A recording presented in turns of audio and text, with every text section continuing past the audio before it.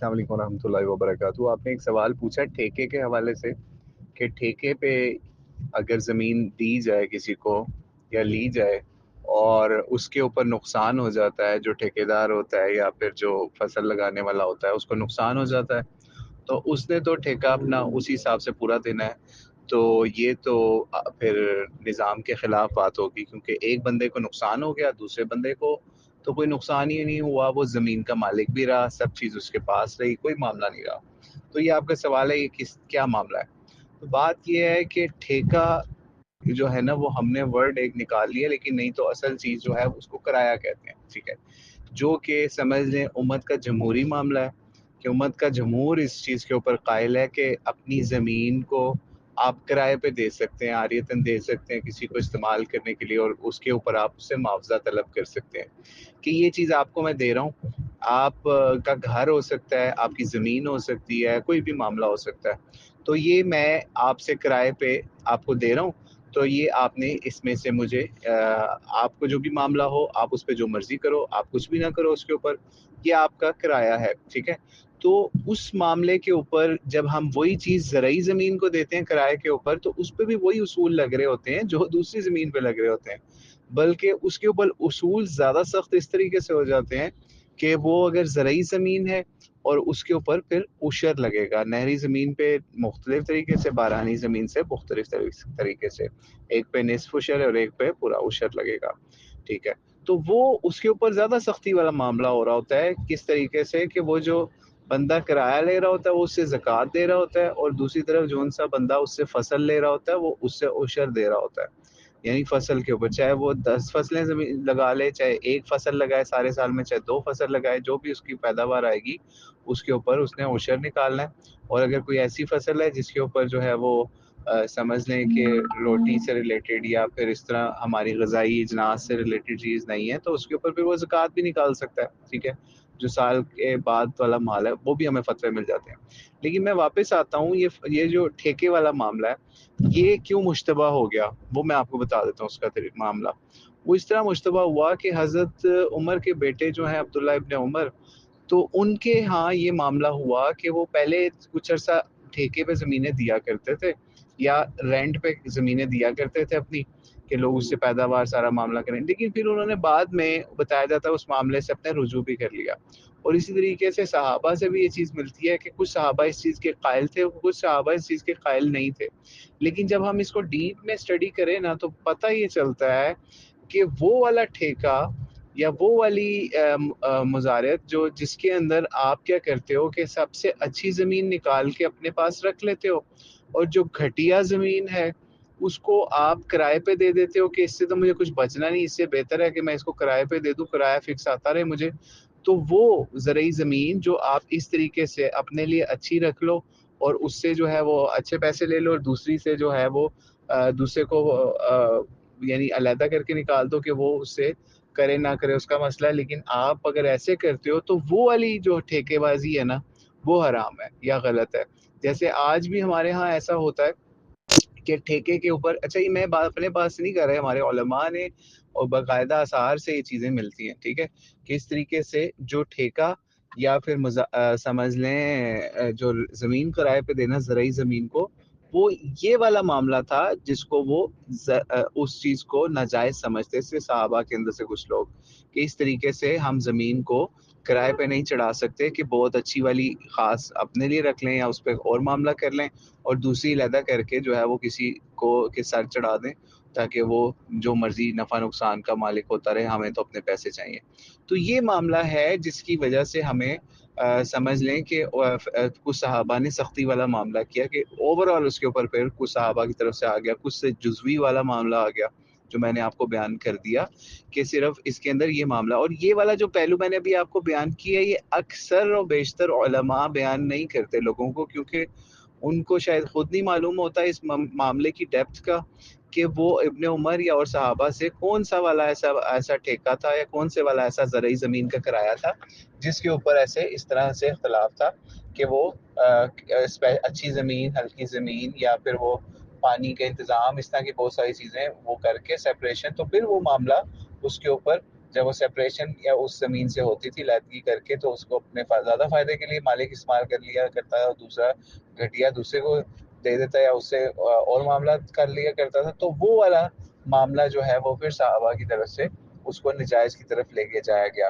ٹھیک ہے، تو یہ معاملہ ہے جس کے اوپر ہمیں اختلاف آتا ہے. لیکن بہرحال اگر ہم جنرل پریکٹس میں دیکھیں تو کرائے پہ زمین اگر آپ دیتے ہیں، زرعی زمین، اور اس کے اوپر کوئی کاشتکاری کرتا ہے،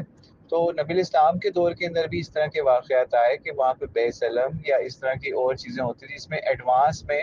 بکنگ ہو جایا کرتی تھی پھل کی. پھر اس میں یہ ہوا جب پھل کی بکنگ ہو جایا کرتی تھی اور نقصان کسی کو ہو جاتا تو نبی علیہ السلام پھر اس حوالے سے پھر انہوں نے کہا کہ اس طریقے سے جب تک پھل واضح نہ ہو جائے اور اس طرح سے یہ معاملات نہ ہو جائیں، اس وقت تک آپ پھلوں کا سودا نہیں کیا جا سکتے بغیر دیکھے. ٹھیک ہے، لیکن پھر بھی دین کا یہ اصول ہے کہ نہ آپ جو ہے نا کسی کو نقصان دے، نہ آپ کو کوئی نقصان دے. تو اب یہاں پہ پھر اس وجہ سے ہمارے ہاں ایک بہت اچھی روایت ہے، کم از کم ہم نے پنجاب کے حد تک تو دیکھی ہے، پنجاب کے حد تک چھوڑیں، ہم نے اپنے خاندان کے حد تک تو دیکھی ہے، ہم نے اپنے گھر کے حد تک تو دیکھی ہے. وہ یہ دیکھی ہے. ٹھیک ہے، اچھا میں آپ کو یہاں پہ یہ بھی چیز بتا دوں کہ میں حالانکہ ہماری خاندان میں زمینیں ہیں، لیکن میں خود بھی زمین لے کے کاشت کرتا ہوں. ٹھیک ہے، اپنے خاندان والوں کو اس کے پیسے دے دیتے ہیں. ٹھیک ہے، تو لیکن ہمارے خاندان میں ایک روایت ہے کہ اگر کسی کی زمین کے اوپر کوئی نقصان ہو جائے، اور سب کو پتہ ہوتا ہے، پورے علاقے میں پتہ ہے کوئی نقصان ہو جائے، کوئی آفت آ جائے،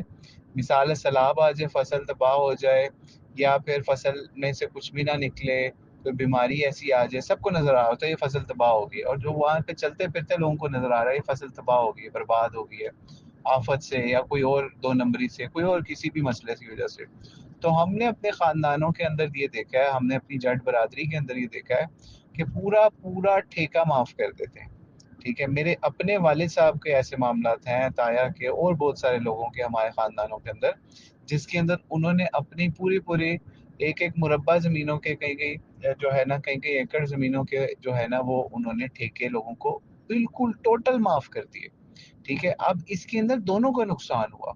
اگر کاشتکار کا نقصان ہوا ہے تو دوسری طرف اس کو جو پیسے اس سے آمدنی ملنی تھی،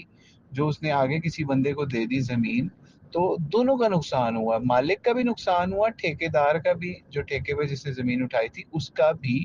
نقصان ہو گیا. ٹھیک ہے، تو یہاں شرعی اصول بالکل فٹ آ گیا، اس کے اندر کوئی ایسا معاملہ نہیں ہوا. ہاں اب یہ معاملہ آتا ہے اسٹیٹ کا.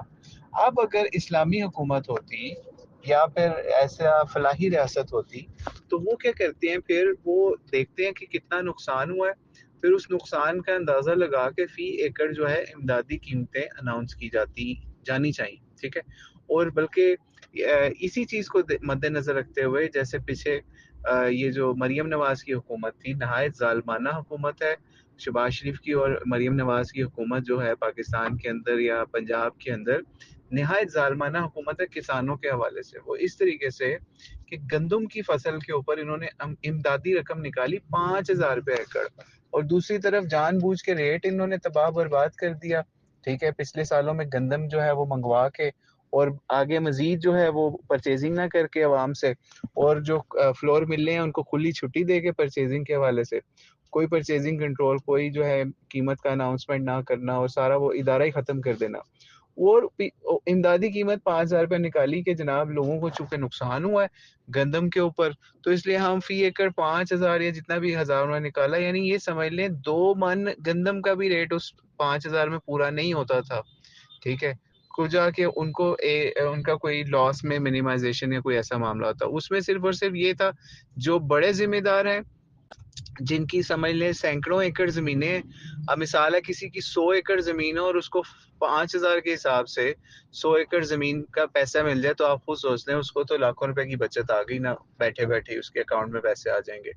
تو وہ اس سے بھی جو ہے بڑے بڑے لوگ فائدہ اٹھا جائیں گے اس چیز سے. اور ابھی آئی ڈونٹ نو کہ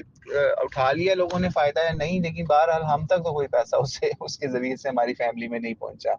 ٹھیک ہے، لیکن میں آپ کو صرف بتانے کی بات یہ ہے کہ نقصان ذمہ دار کا بھی ہوتا ہے، زمین والے کا بھی ہوتا ہے، ٹھیکیدار کا بھی ہوتا ہے،